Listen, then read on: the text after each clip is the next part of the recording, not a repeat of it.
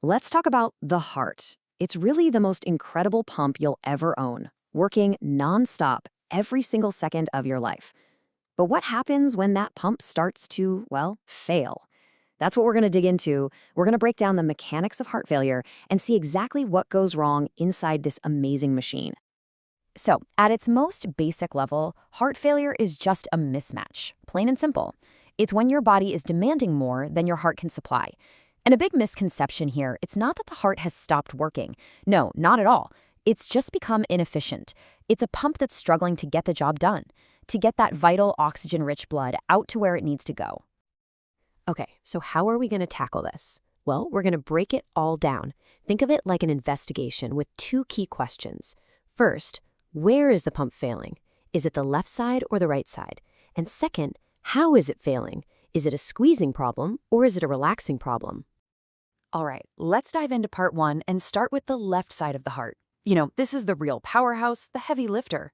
Its whole job is to take all that freshly oxygenated blood from your lungs and just, boom, pump it out to the rest of your body. So it makes sense, right? When we talk about left-sided heart failure, we're talking about a breakdown in this main engine, the left ventricle. That's the big, powerful chamber. It just doesn't have the oomph anymore. It can't push that oxygenated blood out to the body with the force it needs to. So what's behind this? What causes this kind of failure? Well, usually it's the result of long-term wear and tear. Things like ischemic heart disease, where the heart muscle itself isn't getting enough blood, or just plain old chronic high blood pressure. Imagine making your heart work way too hard for way too long. Eventually, that left ventricle is just going to get worn out and weak. Okay, now this is where it gets really interesting.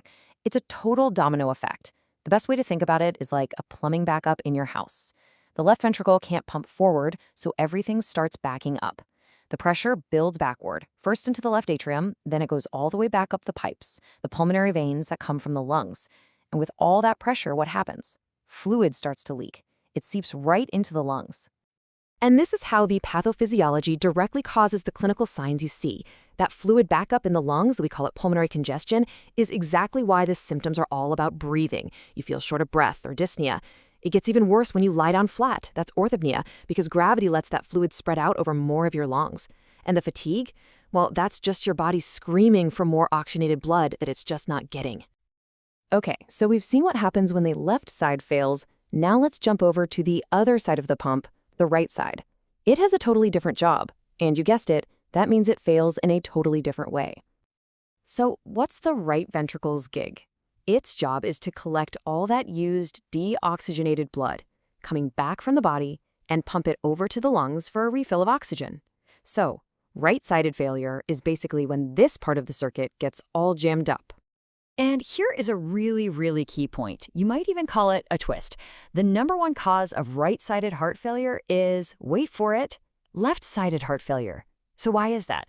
Well, think about it. That pressure back up in the lungs we just talked about, it makes it super hard for the right ventricle to do its job and push blood into them. I love this analogy. It's like trying to pump more air into a tire that's already about to burst.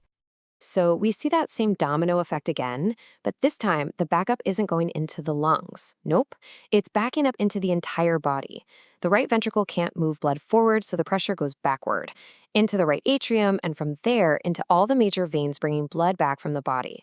It creates this massive, body-wide traffic jam. And what does that look like on the outside? Well, the symptoms are all about that systemic fluid overload. All that pressure forces fluid to leak out into your tissues. That's why you see things like swollen legs and ankles, what we call peripheral edema. You can even get fluid in the abdomen or see bulging neck veins. It's because the blood literally has nowhere else to go. It is a full body backup. Okay, so we've covered the where, left side versus right side. Now let's get into the how. How is the heart muscle itself actually failing on a mechanical level? This really boils down to two things: a squeeze problem versus a relax problem. First, let's talk about systolic failure.